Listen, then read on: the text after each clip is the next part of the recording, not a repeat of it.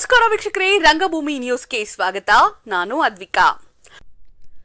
ಬಳ್ಳಾರಿಯಲ್ಲಿ ಅದ್ದೂರಿಯಾಗಿ ರಾಜ್ಯ ಮಟ್ಟದ ಬಯಲಾಟ ಕಲಾವಿದರ ಸಮ್ಮೇಳನ.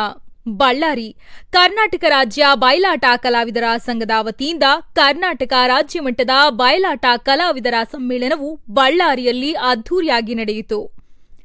ಬೆಳಗ್ಗೆ 10 ಗಂಟೆಗೆ ಬಳ್ಳಾರಿ ಶ್ರೀ ಕನಕದುರ್ಗಮ್ಮ ದೇವಸ್ಥಾನದ ಆವರಣದಲ್ಲಿ ಜಾನಪದ ಮೆರವಣಿಗೆಗೆ ಚಾಲನೆ ನೀಡಲಾಯಿತು. ಬಳ್ಳಾರಿ ಮಹಾನಗರ ಪಾಲಿಕೆಯ ಮಾನ್ಯ ಮಹಾಪೌರರಾದ ಶ್ರೀ ಪಿ ಗಾದೆಪ್ಪ ಅವರು ಮದ್ದಳೆ ಪೂಜೆ ನೆರವೇರಿಸಿದರು. ವಾಲ್ಮೀಕಿ ಪ್ರಶಸ್ತಿ ಪುರಸ್ಕೃತ ಹಿರಿಯ ಬಯಲಾಟ ಕಲಾವಿದೆ ಶ್ರೀಮತಿ ಸುಜಾತಮ್ಮ ಅವರು ಮೆರವಣಿಗೆಗೆ ಚಾಲನೆ ನೀಡಿದರು.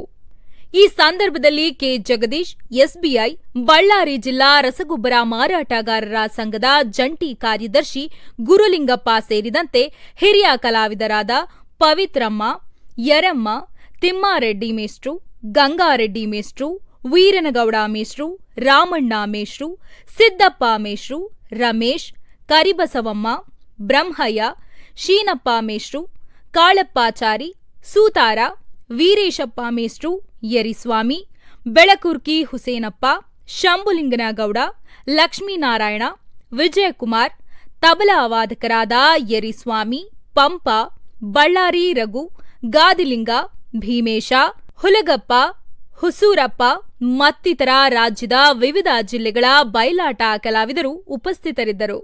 ಶ್ರೀ ಕನಕದುರ್ಗಮ್ಮ ದೇವಸ್ಥಾನದಿಂದ ಡಾಕ್ಟರ್ ಜೋಳದರಾಶಿ ದೊಡ್ಡನಗೌಡ ರಂಗಮಂದಿರದವರೆಗೆ ರಾಜ್ಯದ ವಿವಿಧ ಜಿಲ್ಲೆಗಳ ಕಲಾವಿದರಿಂದ ಬಣ್ಣ ಬಣ್ಣದ ವೇಷಭೂಷಣಗಳೊಂದಿಗೆ ಬೃಹತ್ ಜಾನಪದ ಮೆರವಣಿಗೆ ನಡೆಯಿತು.